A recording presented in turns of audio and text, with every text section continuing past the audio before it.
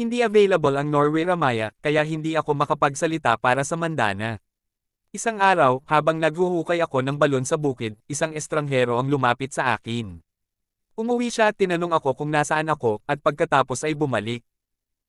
Sinabi niya sa akin na ang kanyang pangalan ay Prabhakar, isang radio technician mula sa Chikmagaluru at isang estudyante ng Carvalho.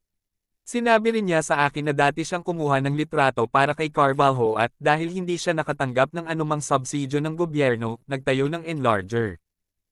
At iba pa, at ginawang darkroom ang isang silid sa research center. May nagawa ba siya hanggang ngayon?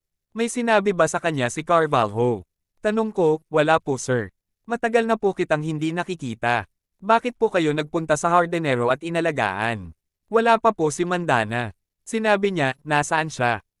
Halika at tingnan kung ano ang nangyari. Nagalit ako kay Mandana. Bastos ka, nakasalubong ko siya sa daan noong araw na iyon. Sinabi ko sa kanya na pumunta siya sa Carvalho Saheb, ngunit hindi siya pumunta. Sinabi mo kay Carvalho na tinanong namin siya. At, tumataba daw ang bastardo sa pagtakbo ng ganyan. Sabi ko naman, tumataba na siya. Manahimik ka na lang. Babawi ako sa kanya sa susunod.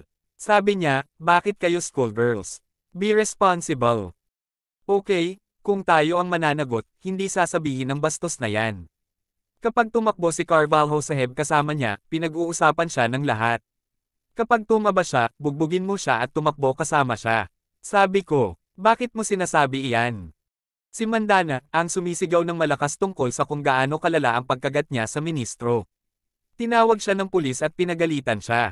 Nang malaman nila na malapit sina Carvalho at Mandana, lumapit sa akin ang mga pulis at tinanong ako kung ano ang kanilang relasyon.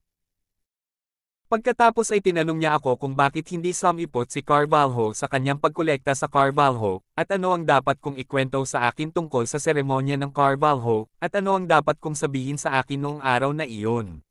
So on. Parang hindi niya naintindihan ang buong kwento. Sir, the whole problem started because of Mandana, sabi niya sa akin habang pauwi. Naisipan kong sabihin sa kanya ang tungkol kay Carvalho noong nasa Mud-Eager siya. Si Prabhakar ay tila isang sensitibong binata, mahinahon at mabagal. Sinabi lang niya ang kailangan. Kaya naisipan kong kunin siya at sabihin sa kanya ang maraming bagay. Ipinaliwanag ko sa kanya kung bakit nagalit si Mandana at ang kalituhan sa kanyang kasal. Naku sir, inis na inis mo ako. Kukuhaan ko daw sana ng litrato ang bahay namin kahapon. Sir, dinala ko lahat ng mga larawan sa kalendaryo na gusto ko para sa isang bida sa pelikula, at pagkatapos ay umupo ako doon at pinunas siya, Prabhakar, sabihin mo sa akin kung alin ang pinakamaganda. Ang mukha ni Mandana ay parang kay Mangana, masaya at nagliliwanag. Nasaan si Carvalho? Nasaan si Mandana? Nasaan ang Prabhakar?